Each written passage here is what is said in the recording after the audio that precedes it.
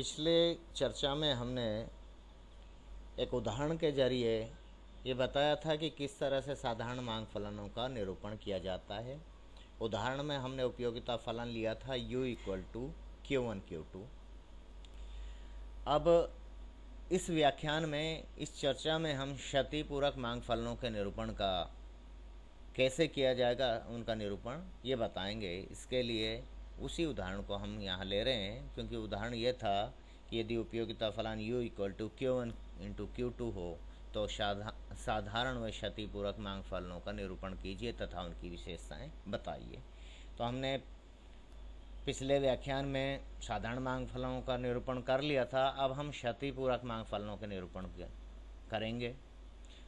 क्षतिपूरक मांग फलनों का निरूपण कैसे किया जाता है? आपको बताया था कि कुल व्यय को न्यूनतमकरण के प्रथम क्रम की शर्त के आधार पर क्षतिपूरक मांग फलनों का निरूपण किया जा सकता है या किया जाता है। मिनिमाइज, इसको गणितीय स्वरूप भी दिया था वहाँ हमने। मिनिमाइज किसको? एक्सपेंडिचर को। और एक्सपेंडिचर वस्तुओं पर होने वाला व्यय। वस्तुएं दो हैं, Q1 एंड Q2। तो दोनों पहली वस्तु पर कुल व्यय P1 इंटू Q1 और दूसरी वस्तु पर P2 इंटू Q2 के बराबर होगा। दोनों वस्तुओं पर होने वाला खर्च है जो कुल व्यय कहलाएगा। तो मिनिमाइज कीजिए एक्सपेंडिचर को। सब्जेक्ट प्रतिबंध क्या है? सब्जेक्ट टू U0 स्थिर उपयोगिता। U0 क्या है? यूटिलिटी दिया हुआ है ये Q1 इंटू Q2, जो कि हमारे क्वेश्चन में है, एग्जाम्पल में। इसको हम ऐसे भी लिख सकते हैं U0 minus Q1 into Q2 equal to 0। ये कॉन्स्टेंट हो गया। U0 कॉन्स्टेंट यूटिलिटी को दर्शा रहा है। ठीक है, अब हम इसके लिए लॉन्गरेंज फलन का निर्माण करते हैं। देखिए, पिछले में हमने पाई से दिखाया था, अब हम उसको बदल दें। जैसा मैंने पहले बताया कि इसके लिए कोई फिक्स नहीं है कि भाई पाई से दिखाया जाए, वी से दिखाया जाए, जेड से दिखाया जाए, हैं, या आप किसी से भी दिखा सकते हैं जो आपको ठीक लगे। लेकिन ऐसा ना हो कि हम क्यू से दिखाने लग जाएं, क्योंकि क्यू हम यहाँ क्वांटिटी के रूप में ले रहे हैं, तो वो कन्फ्यूज ना हो, हम ना कन्फ्यूजन की स्थिति बने, ना हम खुद कन्फ्यूज हों। तो मैंने यहाँ वी से लिया है, वी इक्वल टू उद्देश्य फलन प्लस अब क्योंकि हम लैम्बडा ले चुके हैं तो इसलिए म्यू हम एक नया ले लेते हैं। ये भी लैग्रेंजियन गुणांक है, ध्यान रखना, लैग्रेंजियन कोफिशिएंट है ये। जैसे लैम्बडा था वही मतलब इसका यहाँ पे है, तो हमने यहाँ लैम्बडा की जगह म्यू लिया है। तो पी उद्देश्य फलन क्या है? उद्देश्य क्या है कि कुल व्यय को न्यूनतम करना, तो इसलिए उद्देश्य फलन को लिख लिया प्लस म्यू इंटू प्रतिबंध। प्रतिबंध क्या है? U0 minus Q1 into Q2। ये है, ये आपका लैग्रेंजियन फलन बन गया। अब इसको बस आप कीजिए। कुल व्यय के न्यूनतमकरण की प्रथम क्रम की शर्त यह है कि फर्स्ट ऑर्डर डिफरेंशिएशन डेरिवेटिव्स हैं जो शून्य होने चाहिए। ठीक है, कीजिए साहब। इसका Q1 के सापेक्ष में अवकलन कीजिए, तो del V by del Q1। ध्यान रखना ये स्मॉल डेल्टा है, मैं इसको डेल का बोलता हूँ। ये आंशिक अवकलन है क्योंकि चरों की संख्या एक से ज़्यादा है, बार बार बताया जा रहा है हर बार। तो del V by del Q1 equal to क्या हुआ? अब इसका कीजिए, Q1 के सापेक्ष में कर रहे हैं तो P1 को एज इट इज लिखा, Q1 का 1 हो गया, 1 इंटू P1 तो P1। अब इसका 0 हो जाएगा, है ही नहीं Q1, प्लस न्यू जो है म्यू को एज इट इज लिख लिया, म्यू को तो लिख लिया, और ये U0 कांस्टेंट है, इसका 0 हो गया। इसका करेंगे माइनस Q1 का कर रहे हैं तो माइनस Q2 आ गया, तो यही लिखना है। ये मल्टीप्लाई म्यू से हो रहा है, इसलिए P1 minus mu into Q2 equal to 0। ये इक्वेशन नंबर 1 है। ध्यान रखना, वहाँ हमारा लैम्बडा था, यहाँ हमारे पास में म्यू है। ये लैग्रेंजियन कोफिशिएंट है, लैग्रेंजियन गुणांक है। इसका मतलब भी वही है जो वहाँ लैम्बडा का था। दूसरा, क्यू के सापेक्ष में कीजिए। जब Q2 के सापेक्ष में करेंगे तो del V by del Q2 ये रहा, इसका 0, इसका P2 और इसका माइनस और Q1 mu into Q1 equal to 0। ये इक्वेशन नंबर 2 हुई। और म्यू के सापेक्ष में करेंगे तो del V by del mu equal to U0 देखिए ये तो जीरो है, ये यहाँ तो है ही नहीं है, यहाँ है तो ये लिख जाएगा, क्योंकि इसका वन हो गया तो वन इंटू ये ब्रैकेट कंप्लीट, तो U zero minus Q one into Q two equal to zero. ये तीन इक्वेशन हमारे पास आई। समीकरण एक से हम ले सकते हैं P one equal to mu into Q two, ये इसको इक्वेशन नंबर 4 मैंने कहा है। और इस समीकरण 2 से हम P two equal to mu into Q one equal to Q one, ये इक्वेशन नंबर 5 है भाई। पी वन को एक तरफ, क्यू और पी टू को इसमें एक तरफ, इस तरह से ही तो किया है हमने। तो समीकरण 4 और 5 में से हम निकालेंगे, समीकरण 4 और 5 से क्या करेंगे, समीकरण 4 में 5 का भाग दे दें और समीकरण 4 को 5 से विभाजित कर दें। तो P one by P two equal to mu into Q two by mu into Q one. अब म्यू से म्यू कैंसिल हो जाएगा, हम यहाँ से क्यू टू निकाल लेते हैं, ये क्रॉस मल्टीप्लाई हो जाएंगे, तो Q two equal to P one by P two into Q one. ये इक्वेशन नंबर 6 हो गई। समीकरण 3 जो हमारा है ये रहा, ये इसकी बात कर रहे हैं हम। समीकरण 3 में Q2 का मान रख देते हैं। समीकरण 3 क्या है, U zero minus Q one into Q two equal to zero है, जिसको हमने U को एक तरफ रख लिया, तो U zero equal to Q one into Q two हो गया। अब Q2 की जगह P one by P two into Q one रख दिया, P one by P two into Q one, ठीक है, इक्वल टू U जीरो। अब देखो Q1 और ये Q1, तो Q1 स्क्वायर हो गया, Q1 स्क्वायर, और अब हमें चाहिए Q1 और बाकी सबको इधर ले जाओ, तो जब इधर ले जाएंगे तो P2 ऊपर चला जाएगा, P1 नीचे आ जाएगा, तो Q1 square equal to U zero P2 by P1। इसको हम ऐसे भी लिख सकते हैं कि Q1 equal to under root of P2 by P1 into U zero. ये पहली वस्तु का मांग फलन है।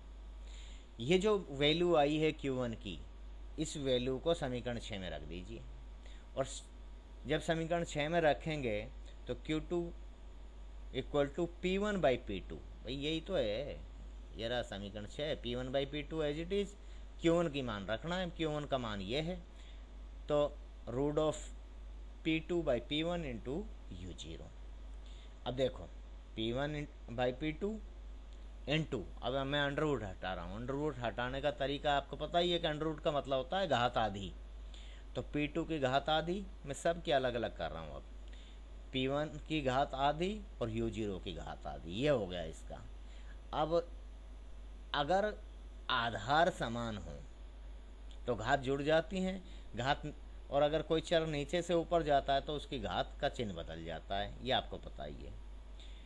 तो Q2 इक्वल टू P1 की घात आधी, क्यों, क्योंकि ये P1 है, इसकी घात आधी है, इसकी P1 की घात 1 है, और जब ये ऊपर जाएगी तो माइनस हो जाएगी, तो P1 की घात 1 माइनस 1/2 बराबर आधी बचेगी, ठीक है।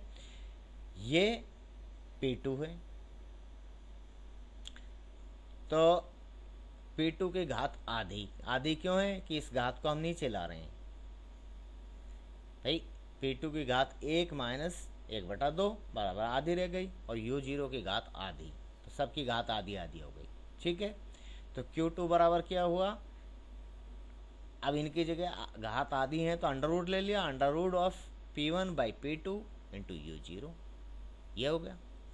ये दूसरी वस्तु का मांग फलन हुआ।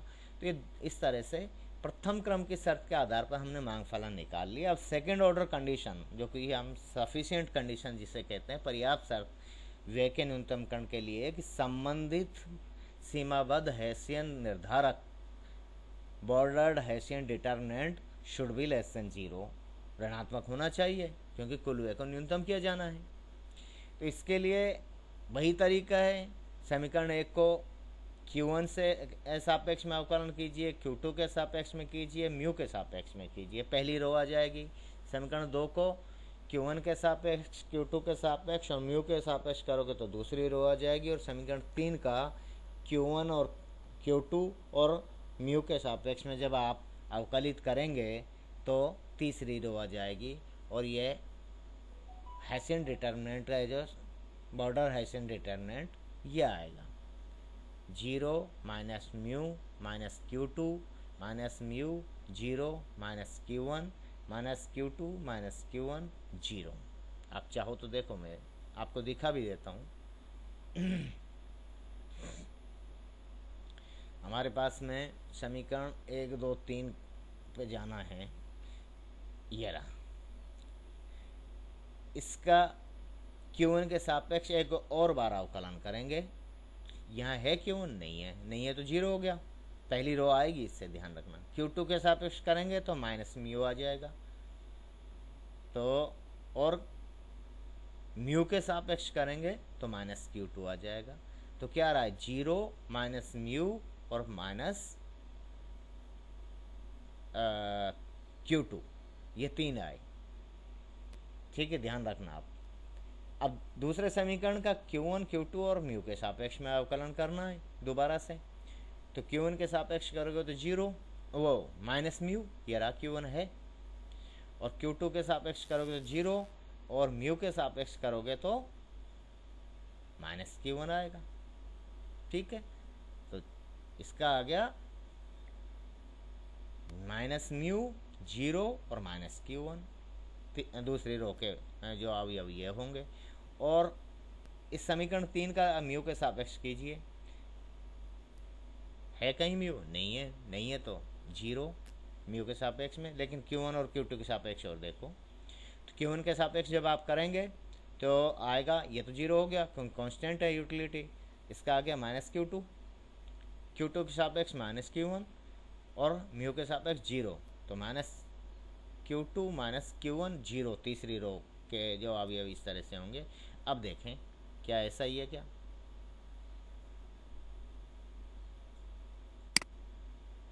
ये देखो, zero minus mu minus Q2 minus mu zero minus Q1 minus Q2 minus Q1 zero, यही है। बस अब आप प्रथम पंक्ति के अनुसार इस सारणी का विस्तार करके इसका हल करेंगे। जब आप हल करेंगे तो देखो, चिन्हों के बारे में बहुत क्लियर आपको होना चाहिए। ये इसका चिन्ह प्लस होता है, इसका माइनस होता है, इसका प्लस होता है, इसका माइनस, अल्टरनेटिव होते हैं ये, मैं आपको बताया। तो इसका चिन्ह माइनस होगा, माइनस चिन्ह मैंने बाहर लिख दिया। ये विद साइन जाएगा, मल्टीप्लाई होगा उससे, माइनस चिन्ह तो मल्टीप्लाई होएगा ही होएगा, लेकिन ये विद साइन होगा, तो विद चिन्ह सही थे। इसी तरह से इसका प्लस मैंने लिख दिया है, लेकिन क्योंकि ये खुद ही माइनस का है तो इसलिए माइनस तो लिखा जाना है। जब आप इसको हल करेंगे तो निकल के आया भाई, ये तो जीरो हो जाएगा, यहाँ बचेगा minus mu Q1 into Q2, यहाँ पे ये जीरो हो गया, ये Q2 बाहर है, Q1 अंदर है, minus mu Q1 into Q2 minus 2 mu Q1 into Q2। ये ऋणात्मक है, क्यों है ऋणात्मक, देखो भाई, मात्रा धनात्मक होगी दोनों ही वस्तुओं की, इसलिए Q1 एंड Q2 दोनों धनात्मक हैं। म्यू कौन सा क्या है, लैग्रेंजियन कोफिशिएंट है, इसका मान धनात्मक होगा निश्चित रूप से।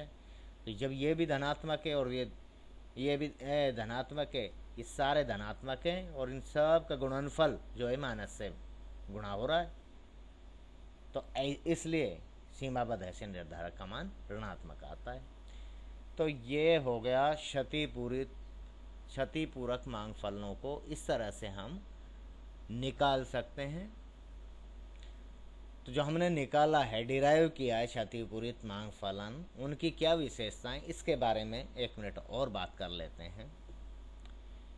कंपनसेटिंग डिमांड फंक्शंस कौन कौन से निकल के आए हमारे, एक तो आया Q1 equal to under root of P2 by P1 into U0, और दूसरा Q2 equal to under root of P1 by P2 into U0, ये अभी हमने निकाले हैं, वह हैं। अब इनकी क्या विशेषताएं हमें नज़र आ रही हैं, उन्हीं को देखते हैं। पहली विशेषता तो मुझे तो ऐसा लग रहा है, देखिए यहाँ y है क्या, नहीं है, आमदनी, उपभोक्ता की आमदनी नहीं है। क्या है, यहाँ दोनों वस्तुओं के P1 भी है और P2 भी है, यहाँ पे भी P1 भी है और P2 भी है। तो फिर क्या निकल के आया कि किसी वस्तु की मांग केवल वस्तु कीमतों पर निर्भर करती है, वस्तुओं की कीमतों पर निर्भर करती है, और कोई दूसरा चर नहीं है जिस पर वो निर्भर करे, क्योंकि U0 तो कांस्टेंट है, स्थिर उपयोगिता है। ठीक है, ये पहली विशेषता। दूसरी विशेषता कि वस्तु की मांग की मात्रा उसकी स्वयं की कीमत, खुद की कीमत से ऋणात्मक तथा अन्य वस्तु की कीमत से धनात्मक संबंध रखती है। बिल्कुल भाई, 1/P1 हो गया ना एक तरह से ये। तो खुद की कीमत से तो ऋणात्मक, भाई खुद की कीमत अगर वस्तु की बढ़े, जैसे P2 बढ़े तो Q2 घटेगी, और इसकी कीमत है जो P2 वो घटे तो Q2 बढ़ जाएगी। तो एक दूसरे से उल्टी दिशा में बदलेंगे। लेकिन पहली वस्तु P1, अभी मैं बताऊंगा इसके बारे में, और P1 अगर बढ़ती है तो Q2 बढ़ेगा। पहली वस्तु की कीमत बढ़ती है तो दूसरी वस्तु की मांग बढ़ेगी। ठीक है, इनके बीच में ये संबंध मैं दिखा रहा हूँ कि यदि पहली वस्तु की कीमत घटती है तो उसकी मांग की मात्रा बढ़ेगी, और दूसरी वस्तु की मांग की मात्रा अगर बढ़ती है तो पहली वस्तु की मांग की मात्रा, और दूसरी वस्तु की कीमत बढ़ती है तो पहली वस्तु की मांग की मात्रा बढ़ेगी। या फिर आप ऐसे समझो, दो स्वतंत्र चर हैं P1 और P2, इन दोनों में क्या बदलाव आ रहा है? या तो पहली शर्त तो ये कि P1 घटे, P1 घटेगी तो Q1 बढ़ेगी। ठीक है, दूसरी बात ये हुई कि या फिर P2 बढ़ेगी तो Q2 बढ़ेगी। अब उल्टा करके देख लो, जब पहली वस्तु की कीमत बढ़ेगी, P1 का वैल्यू बढ़ेगी तो Q1 घट जाएगी, और P2 की वैल्यू घटेगी तो भी Q1 बढ़ जाएगी, वो घटेगी। तो एक तरह से सीधा संबंध तो इन दोनों के बीच में, और विपरीत संबंध है जो खुद की अपनी कीमत से होता है। अन्य वस्तु कीमत से सीधा संबंध और खुद की कीमत से विपरीत संबंध होता है। और तीसरी जो विशेषता है, क्षतिपूरक मांग फलन। क्षतिपूरक जो मांग फलन है वो केवल वस्तु कीमतों में 0 डिग्री के समरूप हैं। इनकी होमोजीनाइटी वस्तुओं की कीमतों के संदर्भ में शून्य है। अब ये चीज़ें आगे जाके और बता देंगे कि होमोजीनाइटी क्या होती है, समरूपता क्या होती है। तो कुल मिला के हमने दोनों तरह के मांग फलन, साधारण मांग फलन और क्षतिपूरक मांग फलन निरूपित करके, व्युत्पन्न करके, डिराइव करके, और उनकी विशेषताएं दिए हुए उपयोगिता फलन जो हमारे सामने था उसके आधार पर उनको हमने निरूपित किया, डिराइव किया, और उनकी विशेषताएं जो बनती थी वो हमने लिखी। तो ये आज हमारा यहाँ ये डिस्कशन कंप्लीट होता है। इससे संबंधित आप चाहें तो कुछ क्वेश्चन आप घर पे सॉल्व करें, जो कि आपके लिए असाइनमेंट भी होगा। मैं ये रहे आपके स्क्रीन पे, मैं 3 क्वेश्चन आपको दे रहा हूँ। पहला क्वेश्चन कि यदि उपयोगिता फलन u इक्वल टू, अब तक जो पढ़ा है उससे संबंधित है ये सारे क्वेश्चन, ध्यान रखना। Q1 u equal to x1 square into x2 और बजट प्रतिबंध 5x1 + 2x2 इक्वल टू 300 हो तो उपभोक्ता का अनुकूलतम वस्तु संयोग ज्ञात कीजिए या उपभोक्ता का संतुलन ज्ञात कीजिए। दूसरा क्वेश्चन है कि यदि उपयोगिता फलन e⁻x1 × x2 है और जो बजट कांस्टेंट है वह ये इस तरह से है तो उपभोक्ता का संतुलन के लिए आवश्यक वस्तुओं की मात्राएं ज्ञात कीजिए, या कौन वस्तुओं की वो मात्राएं ज्ञात कीजिए जिन पर उपभोक्ता संतुलन में होगा। तो ये तो दोनों एक तरह से कंज्यूमर इक्विलिब्रियम के क्वेश्चन हो गए। तीसरा क्वेश्चन मैं आपको ये दे रहा हूँ मांग फलनों के निरूपण से संबंधित है, जिसमें यह कि उपभोक्ता के लिए जो उपयोगिता फलन है वो ये है Q1⁴α, Q2⁴β। तो इससे हमें साधारण मांग फलन और क्षतिपूरक मांग फलन निकालने हैं। ये आपके लिए असाइनमेंट भी है, घर की प्रैक्टिस के लिए भी है। थैंक यू, आज के लिए इतना ही, धन्यवाद।